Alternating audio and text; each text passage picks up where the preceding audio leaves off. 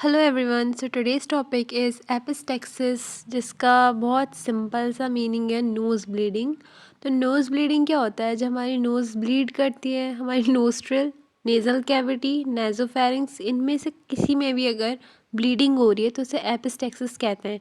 अब ये ब्लीडिंग हमारी एंटीरियर पोर्शन में भी हो सकती है नोज़ की, या फिर पोस्टीरियर पोर्शन में भी हो सकती है। वो हम आगे देखेंगे किस चीज़ को एंटीरियर पोर्शन में इंक्लूड कर रहे हैं हम और किसको पोस्टीरियर में। जो नोज़ ब्लीड होती है ना, ये ज़्यादा डेंजरस लाइफ थ्रेटनिंग तो नहीं है, पर स्टिल इसका मैनेजमेंट होना बहुत जल्दी बहुत ज़रूरी है, क्योंकि फर्दर बहुत सारी प्रॉब्लम कॉज कर सकती है। कई बार क्या होता है कि जो हमारी नोज़ ब्लीड हो रही होती है, वो ब्लड हमारे नेज़ोलैक्राइमल डक्ट में भी चला जाता है, जिसकी वजह से क्या होता है, आंसुओं की तरह खून आता है हमारी आँखों से, और वो नोज़ ब्लीडिंग की वजह से ही होता है। या फिर कई बार क्या होता है, अगर पोस्टीरियर नोज़ ब्लीड हो रहा होता है तो वो ब्लड हमारे स्टमक में चला जाता है, जिसकी वजह से हम नोज़ या वॉमिटिंग फील करते हैं। तो अब हम देखते हैं कि एंटीरियर नोज़ ब्लीड क्या होता है और पोस्टीरियर नोज़ ब्लीड क्या होता है। अब हम देखते हैं एंटीरियर नोज़ ब्लीड क्या होता है। ये 90% केसेस में होता है, बहुत ज़्यादा कॉमन होता है, काफ़ी लेस सीवियर होता है और छोटे बच्चों में और यंग एडल्ट्स में ज़्यादा होने के चांसेस हैं, क्योंकि हमारी जो नेज़ल म्यूकोसा ड्राई हो जाती है। ये इसका मेन रीज़न है एंटीरियर नोज़ ब्लीड होने का। अब एंटीरियर नोज़ ब्लीड इतना कॉमन क्यों है?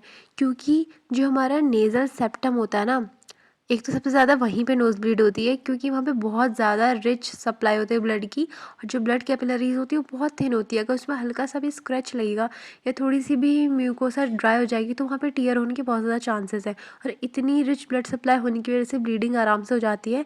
यहाँ पे 5 आर्टरीज आके मिलती है हमारे नेज़ल सेप्टम में, जैसे कि anterior and posterior ethmoid arteries, और spheno palatine artery, greater palatine artery, superior labial artery. तो ये पांचों आर्टरीज यहाँ पे नेज़ल सेप्टम में आके मिलती है। तो यहाँ पे एक जंक्शन बन जाता है, इस जंक्शन को हम कहते हैं किसल बैक्स प्लेक्सिस। इसका दूसरा नाम है लिटिल एरिया। उसके बाद हम देखते हैं कि पोस्टीरियर नोज ब्लीड क्या होती है। जो पोस्टीरियर नोज ब्लीड होती है वो बहुत ज़्यादा लेस कॉमन होती है, क्योंकि ये ओल्ड एज पीपल में दिखती है, जिन पेशेंट को हाइपरटेंशन होता है, एथेरोस्क्लेरोटिक डिजीजेज होती है, उनमें ज़्यादा दिखती है। इसमें होता क्या है कि जो पोस्टीरियर आर्टरी होती है नोज़ की, वो डैमेज हो जाती है, तो वहाँ पे ब्लीडिंग होती है, और इसमें ब्लड हमारे नोस्ट्रिल से नहीं आता, आगे को बैक चला जाता है, तो इसमें बहुत ज़्यादा कॉम्प्लिकेशन होने के चांसेस है, इसलिए पेशेंट में हॉस्पिटलाइजेशन की बहुत ज़रूरत होती है। अब हमारे पास कॉजेज़ में आ जाती हैं लोकल कॉजेज़, जिसमें सबसे ज़्यादा कॉमन है फिंगर नेल ट्रॉमा, जो कि बच्चों में ज़्यादा देखा जाता है। देन हमारा ट्रॉमा हो सकता है डायरेक्ट नोज़ पे, या फिर फेशियल ट्रॉमा, जैसे कि बॉल ही लग गई नोज़ पे तो ब्लीडिंग हो जाती है, या फिर नेज़ल बोन का फ्रैक्चर हो गया, या फिर आइट्रोजेनिक कॉज की वजह से। आइट्रोजेनिक कॉज को हम सर्जन इंड्यूस्ड भी कहते हैं, क्योंकि फॉर एग्जांपल जैसे एक सर्जन किसी पेशेंट को राइल्स ट्यूब डाल रहा है नोस्ट्रिल के थ्रू, एनजी ट्यूब भी कहते हैं जिसे, लेकिन वो बहुत रफली करा, स्मूथली नहीं डाली, तो क्या होगा, नेज़ल ब्लीडिंग हो सकती है, बहुत ज़्यादा चांसेस है, इतनी पतली कैपिलरीज होती हैं वो। देन आता है इन्फेक्शन। इन्फेक्शन में अपर रेस्पिरेटरी ट्रैक इन्फेक्शन से बहुत ज़्यादा इरिटेशन होती है, उसकी वजह से हो सकता है। वायरल राइनाइटिस की वजह से हो सकता है। एक्यूट साइनोसाइटिस की वजह से हो सकता है। राइनाइटिस क्या होता है, हमारी जो नेज़ल म्यूकोसा होता है उसमें इन्फ्लामेशन हो जाती है। साइनोसाइटिस में हमारे साइनसिस में इन्फ्लामेशन हो जाती है। या फिर अदर कॉजेज़ में हमारे पास आता है फॉरेन बॉडीज़, अगर हमारी नोज़ में है, नेज़ल सेप्टम डेविएटेड हो गया है, या फिर एटमॉस्फेयर में कुछ चेंजेस आ रहे हैं, प्रेशर मतलब प्रेशर अप डाउन हो रहा है, जैसे कोई हाई एल्टीट्यूड में चला गया तब भी ये चीज़ होती है। या फिर कोई नेज़ल ग्रोथ हो गई है अंदर पॉलिप की, या फिर कोई कैविटी बन गई है, या मैलिग्नेंट ट्यूमर है। फिर हमारे पास कुछ जनरल कॉजेज़ आती हैं, जैसे कि हाइपरटेंशन, जो ओल्ड एज में ज़्यादा देखा जाता है, हार्ट डिजीजेस, या फिर प्रेगनेंसी के टाइम पे, या किसी को ऑलरेडी ब्लीडिंग डिसऑर्डर्स हैं, जैसे कि हीमोफीलिया हो सकता है। तो इन लोगों में बहुत ज़्यादा चांसेस होते हैं। फिर कुछ ड्रग्स होती हैं, जैसे कि जो टॉपिकल नेज़ल ड्रग्स होती है, कॉर्टिकोस्टेरॉइड्स, एंटीहिस्टामीन्स, इनकी वजह से हो सकता है। फिर ओरल एंटीकोगुलेंट्स की वजह से, या फिर वेस्क्यूलर एबनॉर्मेलिटीज़ की वजह से, जैसे किसी को एन्यूरिज्म होता है, या फिर सेप्टल परफोरेशन होता है। तो ये सारे कॉजेज़ एंड रिस्क फैक्टर हैं हमारे पास एपिस्टेक्सिस होने के। अब पैथोफिजियोलॉजी में नोज़ ब्लीड की कुछ भी नहीं है, बहुत सिंपल है। कोई भी कॉज हो सकती है हमारी नोज़ ब्लीड की, चाहे वो ह्यूमिडिटी कम है, हमारे इन्वायरमेंट में बहुत ज़्यादा कोल्ड हो रहा है, या फिर वायरल राइनाइटिस है, या एक्यूट साइनोसाइटिस है, फिंगर नेल ट्रॉमा है, कोई भी ट्रॉमा है, हार्ट डिसीज़ है, हाइपरटेंशन है, किसी भी कॉज की वजह से अगर हमारी कैपिलरीज फट जाती है, उसमें टीयर आ जाता है, अब वो चाहे एंटीरियर नोज़ में हो या पोस्टीरियर में हो। एंटीरियर में हो तो मोस्ट कॉमनली कहाँ किस एरिया पे होती है, किसलबैक प्लेक्सिस में होती है। और पोस्टीरियर नोज़ में अगर होती है तो सबसे ज़्यादा कॉमन है स्फीनोपैलेंटाइन आर्टरी, इसमें होती है। अब इन दोनों में अगर ब्लीडिंग हो गई, चाहे आगे भी चाहे पीछे भी, जब ब्लीडिंग हो जाएगी तो क्या होगा, उसी को तो हम नोज़ ब्लीड कहते हैं। बस यही सिंपल इसकी पैथोफिजियोलॉजी है। वो ब्लीडिंग हमारी चाहे नोस्ट्रिल से होते हुए आ सकती है या फिर अगर बैक में चली गई तो हमारे स्टमक में जा सकती है। अब हम देखते हैं क्लिनिकल मैनिफेस्टेशंस क्या है नोज़ ब्लीडिंग की। ये भी बहुत ज़्यादा सिंपल है। तो अगर किसी बंदे को नोज़ ब्लीड हो रहा है, उसके नोज़ में अगर ब्लड है, ब्लड में नोज़ है बोल रही थी मैं, अगर उसके नोज़ में ब्लड है तो उससे क्या होगा, ट्रबल ब्रीदिंग होगी, स्मेल अच्छे से नहीं आ पाएगी, वो बात अच्छे से नहीं कर पाएगा। और क्या होगा, अगर वो ब्लड स्वेलो कर लेगा तो उससे ब्लडी टेयरी स्टूल आएगी, इसको कहते हैं मिलीना। क्योंकि वो ब्लड उसने स्वेलो कर लिया, काफ़ी टाइम तक वो रहेगा तो सही हमारे डाइजेस्टिव ट्रैक में, तो वो ब्लैक दिखेगा हमें अगर हम इंस्पेक्शन करेंगे स्टूल का। तो इस चीज़ को कहते हैं मिलीना, इस स्टूल को, जिसमें हमारे पास डार्क ब्लैक मतलब ब्लैक कलर की जो हमारी स्टूल होती है, ये ब्लड की वजह से होती है, जो काफ़ी टाइम से हमारे डाइजेस्टिव ट्रैक के थ्रू आ रहा होता है। उसके बाद क्या होता है, हिमेटोकीजिया भी एक टर्म है, जिसे तब कहते हैं स्टूल में ब्लड ये भी होता है, पर जब फ्रेश ब्लड आया होता है हमारे स्टूल में तब। उसके बाद और क्या सिम्टम्स आएंगे हमारे पास, हेडेक हो सकता है, कन्फ्यूज़न हो सकता है, फेंटिंग हो सकती है, डिजीनेस हो सकती है, वीकनेस हो सकती है। और अगर बहुत ज़्यादा हैवी ब्लीडिंग हो गई वन नोस्ट्रल से तो दूसरे नोस्ट्रल में भी पहुंच सकती है नेजोफेरिंग्स वाले रूट के थ्रू। और पेशेंट को बहुत ज़्यादा वॉमिटिंग वाली फीलिंग भी आ सकती है अगर उसकी ड्रिपिंग हो रही है पोस्टीरियर नोज से ब्लड की, और वो थ्रोट में आ रही है तो उस कंडीशन में। अब डायग्नोस्टिक एवेलुएशन में क्या क्या है हमारे पास, हम पेशेंट की हेल्थ हिस्ट्री ले सकते हैं। क्योंकि जिन पेशेंट्स को हाइपरटेंशन होता है या फिर एथेरोस्क्लेरोटिक डिजीज़ होती है, उनमें ये चीज़ बहुत कॉमन होती है। प्लस जो लोग मेडिसिन पे होते हैं ऐसे ओरल एंटीकोगुलेंट, उन लोगों में भी नोज़ ब्लीडिंग बहुत कॉमन होती है। लेबोरेटरी स्टडीज़ में हम हेमाटोक्रिट का लेवल देख सकते हैं, सीबीसी काउंट देख सकते हैं। क्योंकि अगर पेशेंट को इन्फेक्शन है तो क्या होगा, हमारा WBC का लेवल बहुत ज़्यादा इंक्रीज्ड मिलेगा हमें। फिर हम ब्लीडिंग टाइम टेस्ट कर सकते हैं, प्रोथ्रोम्बिन टाइम टेस्ट कर सकते हैं, जिसको PT INR टेस्ट भी कहते हैं। INR क्या होता है, इंटरनेशनल नॉर्मलाइज्ड रेशियो। फिर हम नेज़ल स्पेक्युलम एग्जामिनेशन भी कर सकते हैं, जिसमें हमें दिख सकता है कि कहीं कोई ब्लड क्लॉट या फिर स्वेलिंग तो नहीं है नेज़ल पैसेज में। हम नेज़ल एंडोस्कोपी परफॉर्म कर सकते हैं, जिसमें हम देखते हैं कहीं कोई पॉलिप या फिर कोई ट्यूमरस ग्रोथ तो नहीं हो रही नेज़ल पैसेज में।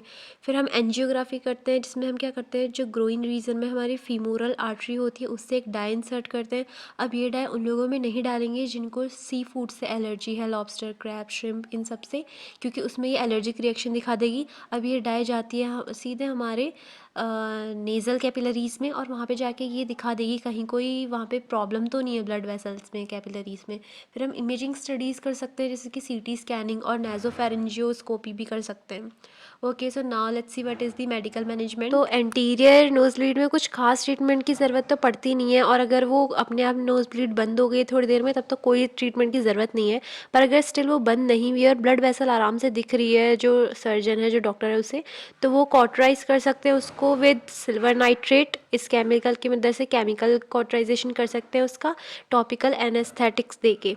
उसके बाद नेज़ल पैकिंग कर सकते हैं, जिसमें हम डायरेक्ट प्रेशर अप्लाई करते हैं नोस्ट्रिल पे, ताकि क्या हो, जो ब्लीडिंग है वो रुक जाए। अब ये पैकिंग हमारी वैसलीन स्पंज की भी हो सकती है, बलून नेज़ल पैक की भी हो सकती है, सिंथेटिक स्पंज पैक की भी हो सकती है।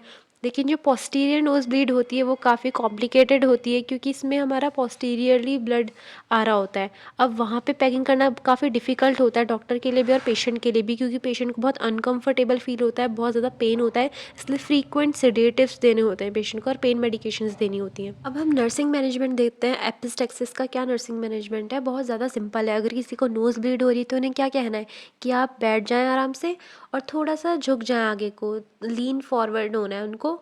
क्योंकि हाँ देखो, हमारे स्कूल वगैरह में क्या होता था ना, टीचर्स क्या करवाते थे, किसी को नोज़ ब्लीडिंग हो जाती थी तो कहते थे बेंच पे लेट जाओ, पर ऐसा नहीं करना होता है। इससे और ज़्यादा कॉम्प्लिकेशन के चांसेस है, क्योंकि क्या होगा, इससे जो ब्लड है वो पीछे को चला जाएगा, हमारे थ्रोट के थ्रू हमारे स्टमक में जा सकता है। उसके बाद क्या होगा, हमें नौज़िया वॉमिटिंग की फीलिंग आएगी, या फिर कहीं मतलब कुछ और भी कॉम्प्लिकेशन हो सकता है। तो ये चीज़ नहीं करवानी है। पेशेंट को बोला है आप आराम से बैठ जाओ, थोड़ा आगे को झुक जाओ। फिर जो हमारी नोज़ का सॉफ्ट वाला पोर्शन है ना, सॉफ्ट वाला उसे क्या करना है, उसे पिंच करना है अपने थम्स और इंडेक्स फिंगर से 5 to 20 मिनट्स के लिए। ब्लीडिंग अपने आप रुक जाती है। और ये इंश्योर करना है कि जो पेशेंट की नोज़ है उसका लेवल उसके हार्ट से ऊपर ही है, क्योंकि कुछ कुछ बच्चे क्या करते हैं, अगर उनको नोज़ ब्लीड हो रही होती है तो नोज़ पिंच करके वो झुक जाते हैं और अपने पैरों के बीच में अपने सर को फंसा लेते हैं। पर ऐसा नहीं करना है। इससे क्या होगा, हार्ट के लेवल से अगर हमारी नोज़ ऊपर रहेगी तो जो ब्लड सर्कुलेशन है उसमें ज़्यादा फोर्स नहीं लगेगा, तो ब्लीडिंग को मतलब हील होने के लिए ना बहुत टाइम मिल जाएगा और वो आराम से हील हो जाएगी, क्योंकि ज़्यादा प्रेशर अप्लाई वहाँ पे अंदर से नहीं हो रहा होगा। ऑलरेडी हम बाहर से प्रेशर अप्लाई कर रहे हैं तो वो चीज़ जल्दी से हील हो जाएगी। उसके बाद हम आइस कंप्रेशन लगा सकते हैं, क्योंकि ये क्या करेगी, जो हमारी ब्लड वेसल है उसे कॉन्स्ट्रिक्ट कर देगी तो ब्लीडिंग स्टॉप हो जाएगी। उसके बाद हम क्या करेंगे कि जो ब्लीडिंग है उसको दोबारा होने से हम कैसे रोक सकते हैं। तो सबसे पहले हम लोग घर जाएंगे, उसके बाद क्या करेंगे, हेड एलिवेट करके बैठेंगे 30 to 40 डिग्री पे, फाउलर्स पोजीशन पे। उसके बाद हम ये इंस्ट्रक्ट करना है हमें पेशेंट को कि नोज़ को आपको ब्लो नहीं करना है, मतलब स्नीज़ या फिर ये सब नहीं करना है, मुंह से सांस लेना है कुछ टाइम तक। और क्या करना है, स्ट्रेन नहीं डालना उस पर। जैसे अगर आप स्टूल भी पास कर रहे हैं तो भी उसमें स्ट्रेन नहीं डालना है, स्टूल सॉफ्टनर्स यूज़ करने हैं। और अगर आप बैंड हो रहे हैं तो भी ज़्यादा स्ट्रेन नहीं देना है नोज़ वाले एरिया पे, या फिर ज़्यादा हैवी वेट लिफ्टिंग नहीं करनी है। अपने हेड को हाइयर रखना है हार्ट लेवल से, स्मोकिंग नहीं करनी है और सॉफ्ट खाना खाना है, कूल डाइट लेनी है, हॉट लिक्विड नहीं लेना है और मेडिकेशंस लेनी है जो हमारे ब्लीडिंग को, सॉरी मतलब ऐसी मेडिकेशंस नहीं लेनी है जो हमारी ब्लीडिंग ज़्यादा प्रमोट करती है, जैसे कि एस्पिरिन, आइबुप्रोफेन, वारफरिन। ये सब चीज़ें ब्लड को पतला कर देती है, ब्लड थिनर्स होती हैं तो ब्लीडिंग के चांसेस बहुत ज़्यादा होते हैं। और अगर पेशेंट को रीब्लीडिंग हो रही है और ऑलरेडी ब्लड में पहले वाली ब्लीडिंग का क्लॉट प्रेजेंट है तो पेशेंट को हमें क्या बोलना है कि आप ज़ोर से स्निफ करें ताकि वो फोर्सफुली स्निफ करें ताकि जो वो ब्लड क्लॉट है वो बाहर आ जाए। क्योंकि क्या होगा, अगर वो स्टक रह गया और ब्लीडिंग हो ही जा रही है तो वो पीछे को चला जाएगा सारा ब्लड, और ये चीज़ बहुत कॉम्प्लिकेशन कॉज करती है। इसमें हम नेज़ल डिकंजेस्टेंट स्प्रे भी दे सकते हैं पेशेंट को। उसके बाद है, अगर ये सारी चीज़ें बहुत रिपीट हो रही है, रेगुलर ब्लीडिंग हो रही है तो पेशेंट को डॉक्टर को ज़रूर कंसल्ट करना चाहिए। उसके बाद हम प्रिवेंशन में क्या कर सकते हैं, देखो विंटर वाले जो क्लाइमेट होता है ना उसमें ह्यूमिडिटी बहुत कम होती है हमारे एटमॉस्फेयर में, तो फिर हम क्या दे सकते हैं पेशेंट को, ह्यूमिडिफायर्स दे सकते हैं। फिर petroleum jelly, antibiotics, ointment, saline nasal spray, ये सब हम प्रिस्क्राइब कर सकते हैं पेशेंट को। पेशेंट को ये बताएंगे कि आप नोज़ पिकिंग अवॉइड करें या फिर बहुत ज़ोर से छींकना, ये सब अवॉइड करें। कुछ लोग जानबूझ के भी छींकते हैं, मतलब जानबूझ के, उनको इस चीज़ का भी प्लेजर होता है और ये चीज़ नोज़ ब्लीडिंग को कॉज कर सकती है, तो ये भी नहीं करना है। या फिर अगर कुछ पेशेंट्स होते हैं जिनको मेडिकल कंडीशंस ही ऐसी होती हैं जिसमें नोज़ ब्लीड हो जाए तो उनको डॉक्टर को कंसल्ट करना चाहिए, जैसे कि लीवर डिजीज़ वाले पेशेंट या फिर क्रोनिक साइनस कंडीशन वाले पेशेंट। फिर हमें ये बताना है पेशेंट को कि आप स्ट्रेन देना अवॉइड करें अपने नोज़ पे, जैसे कि अगर आपको कॉन्स्टिपेशन हो रहा है तो फिर आप लेग्जेटिव्स ले सकते हैं, फिर स्टूल सॉफ्टनर्स ले सकते हैं ताकि स्ट्रेन ना पड़े और नोज़ ब्लीड ना हो जाए। या फिर ज़्यादा हैवी ऑब्जेक्ट्स नहीं उठाने, और स्मोकिंग अगर आप कर रहे हैं तो वो भी स्टॉप करनी है। So that's all for today, bye.